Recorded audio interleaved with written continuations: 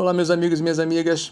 O substituto de Sergei Shoigu já chega fazendo um discurso que pode ser interpretado de diferentes formas e pode tanto alegrar as tropas quanto deixar os inimigos pensando em como ele vai viabilizar o que prometeu.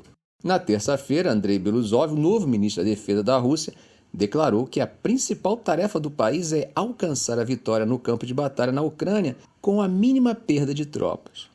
Beluzov, o economista nomeado de última hora por Putin no domingo para substituir Sergei Shoigu, destacou a necessidade de maior eficiência e inovação no setor militar para atingir os seus objetivos. Veja o que ele disse em uma audiência parlamentar. A tarefa-chave, claro, permanece em alcançar a vitória. Garantir a realização dos objetivos militar-políticos da operação militar especial definidos pelo presidente. Ao mesmo tempo, quero enfatizar isso especificamente, com mínimas perdas humanas. Seus comentários são interessantes pelo fato de que os oficiais russos raramente discutem baixas de guerra, exceto para elogiar o heroísmo dos soldados que tombaram. Nem a Rússia nem a Ucrânia publicaram detalhes sobre seus mortos e feridos, mas analistas militares ocidentais afirmam que a Rússia, com uma população mais de 3 vezes maior do que a da Ucrânia, tem mostrado estar disposta a sofrer pesadas baixas em troca de algum ganho. Autoridades russas dizem que essa análise, por vir do Ocidente, é claro, não é objetiva e nem precisa. Beluzov se apresentou como um homem de integridade, dizendo aos parlamentares: "Sempre fui e sempre serei guiado pelo princípio do concreto armado. Você pode cometer erros, mas não pode mentir."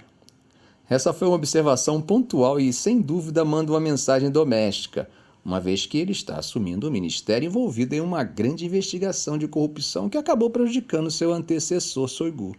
O escândalo se ampliou na terça-feira com a prisão de outro alto funcionário suspeito de suborno. Sem experiência militar, Beluzov recebeu de Putin a tarefa de maximizar a eficiência na economia de guerra da Rússia, enquanto as tropas, tendo recuperado a iniciativa, tentam avançar mais profundamente na Ucrânia. Ele afirmou que os gastos com defesa precisam ser otimizados para que cada rublo do orçamento que é pago pelos nossos cidadãos traga o máximo efeito. Ele disse ainda o seguinte: "Tudo no país que é eficaz e avançado, tudo deve trabalhar para alcançar a vitória, para garantir que as forças armadas possam completar suas tarefas." Beluzov acrescentou que não há necessidade de uma nova convocação em massa de tropas russas. Putin ordenou a mobilização de 300 mil reservistas no final de 2022, um movimento bem impopular que acabou levando muitos russos a fugirem do país para evitar serem convocados, algo que também ocorreu na Ucrânia, quando passou a haver inclusive suborno para conseguir dispensa de convocação. Beluzov destacou que a Rússia precisa desenvolver novos métodos de guerra para se manter à frente. O inimigo está aprendendo rapidamente. A situação relacionada ao uso de novas tecnologias muda literalmente a cada semana. E aqui não precisamos apenas aprender, precisamos antecipar o inimigo. Gente, enquanto isso, hoje, terça-feira, Antony Blinken, secretário de Estado dos Estados Unidos, conversou com o presidente Volodymyr Zelensky em Kiev e trouxe uma boa notícia para ele. Segundo Blinken, parte do grande pacote de ajuda dos Estados Unidos já chegou à Ucrânia e mais está a caminho. Blinken explicou que isso vai fazer uma grande diferença.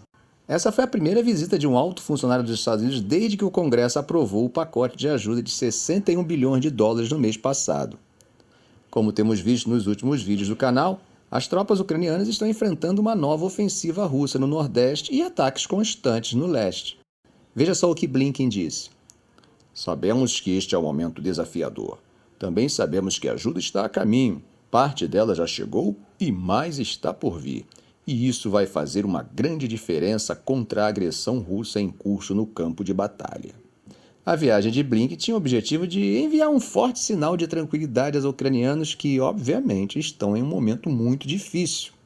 Blinken também se encontrou com o ministro das Relações Exteriores, Dmytro Kuleba, para uma conversa informal. Tomou café com representantes da sociedade civil em Kiev e estava programado para fazer um discurso sobre o futuro da Ucrânia em uma universidade.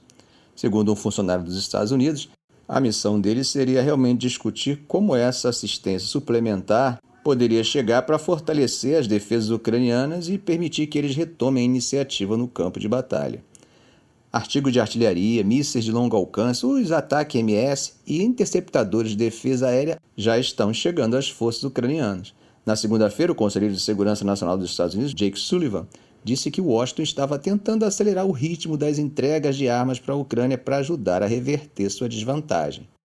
Note o que ele falou sobre isso. O atraso colocou a Ucrânia em uma situação difícil e estamos tentando ajudá-los a sair dessa situação o mais rápido possível.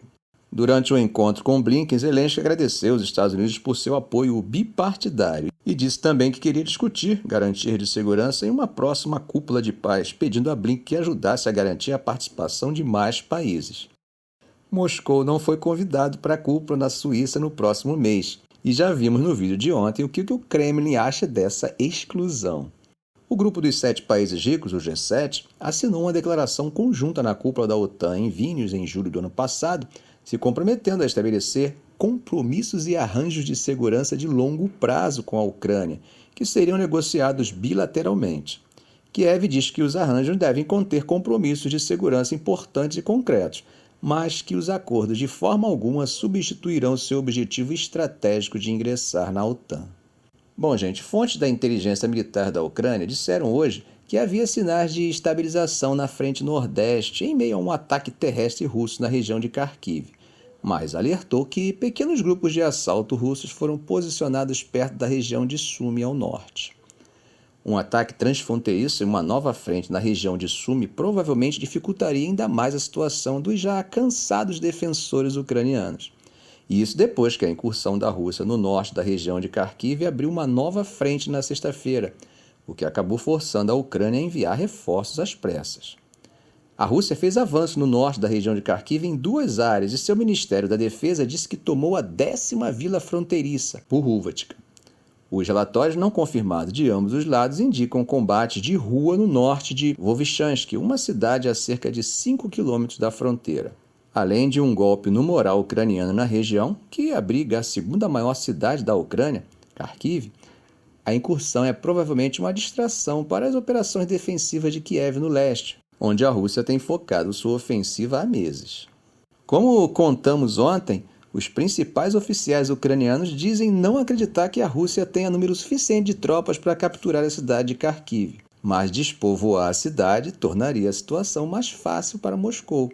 O chefe de espionagem militar, Kirill Budanov, disse que Moscou já comprometeu todas as tropas que tinha nas áreas de fronteiras para a operação em Kharkiv, mas que possui outras forças de reserva que ele espera serem usadas nos próximos dias.